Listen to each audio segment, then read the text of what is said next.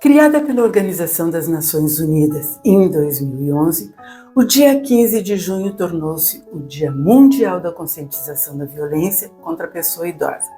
E daí surgiu o Junho Violeta, período destinado a se conscientizar a sociedade sobre garantir direitos e garantir dignidade aos nossos idosos, e principalmente para se combater a violência à pessoa idosa.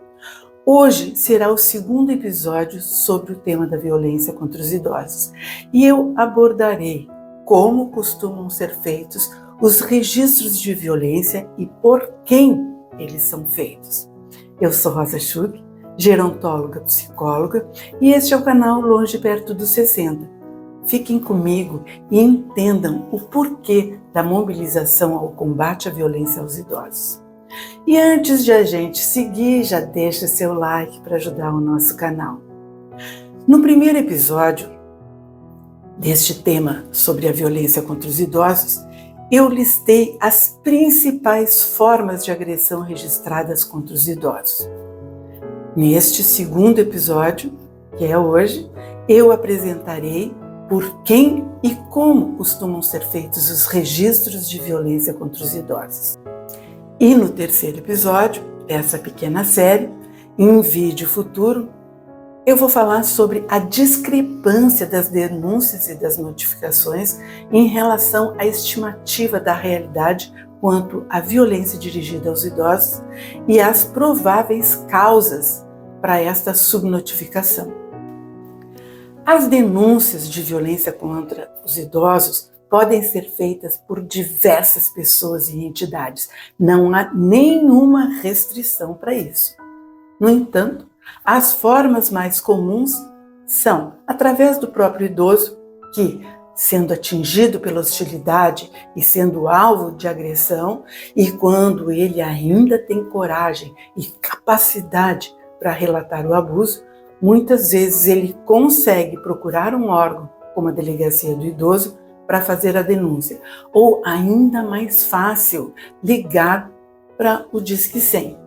Nestas situações, o idoso dispõe ainda de recursos para reagir, pelo menos minimamente, em relação à sua integridade. Também podem ser feitas as denúncias através de familiares, quando algum parente percebe sinais de abuso ou de negligência, seja na própria casa do idoso, no lar ou abrigo de idosos, em clínicas e até em hospitais. Às vezes isso acontece. Terceira forma de denúncia também podem ser feitas por amigos e vizinhos, pessoas próximas que notam mudanças no ambiente ou no comportamento do idoso e por conhecerem a pessoa idosa, elas percebem alguns sinais de negligência ou de maus tratos. Como quarta perspectiva de denúncia, a gente percebe que é comum que profissionais da área da saúde, como médicos, enfermeiros e outros, identificarem indícios ou mesmo sinais contundentes de abuso, principalmente no transcorrer de uma consulta ou de um atendimento, e aí eles próprios providenciam a notificação dos maus tratos ou das violências que o idoso revela ser alvo. As denúncias também costumam ser feitas pelos cuidadores de idosos, considerando a proximidade que eles mantêm com os idosos assistidos, eles acabam por suspeitar dos abusos ou mesmo por presenciar as situações de violência, seja em domicílio ou nos próprios abrigos.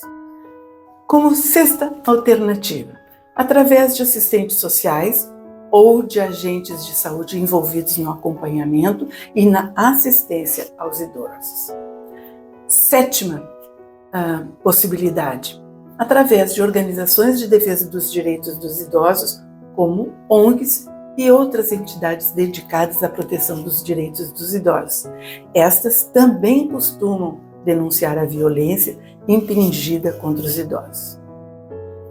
A oitava possibilidade dentro dessa nossa perspectiva de listagem é a própria polícia e as autoridades de segurança pública, quando elas são informadas de casos suspeitos de abuso, também elas são fontes de denúncia. Nono aspecto, os serviços de emergência, quando os profissionais que respondem a essas demandas, um atendimento de emergência, podem identificar e relatar os abusos e também notificá-los. Também as instituições de longa permanência, aqui nessa minha listagem, na décima colocação, através dos seus funcionários e administradores de lares dos idosos, quando eles observam comportamentos abusivos ou negligentes, quer seja parte dos familiares, visitantes, que podem inclusive se ausentar e não atenderem às demandas dos idosos, ou mesmo por meio dos seus atendentes. Gente, qualquer violação dos direitos humanos contra a pessoa idosa pode ser denunciada pelo Disque 100 ou também pelas unidades básicas de saúde, as UBSs, e nas delegacias de polícia, qualquer uma, inclusive, talvez até principalmente, na delegacia dos idosos. Para situações de risco iminente, ligue para o telefone 190 da Polícia Militar do seu estado. Todos estes recursos estão preparados a tomarem as devidas providências. Não deixe de denunciar qualquer tipo de violência, inclusive as violências verbais e as psicológicas, porque elas não são menos graves do que as demais.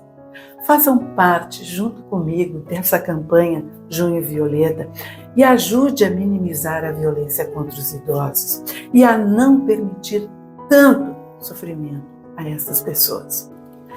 Apesar dos seus defeitos e das suas falhas cometidas no passado, os nossos idosos merecem respeito e um desfecho de vida digno.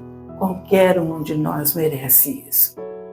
E lembrando, e é sempre bom essa lembrança, os idosos de hoje são o que nós seremos amanhã. Cuidem bem deles. Isso é amor próprio também. É uma forma de a gente cuidar de nós mesmos. Queridos, obrigada por me acompanharem até aqui. Voltem para conhecer os motivos da subnotificação da violência contra os idosos e a realidade dos números da violência aos idosos nos nossos dias de hoje. Por eles e pelo nosso futuro. Voltem. Beijos e até a próxima.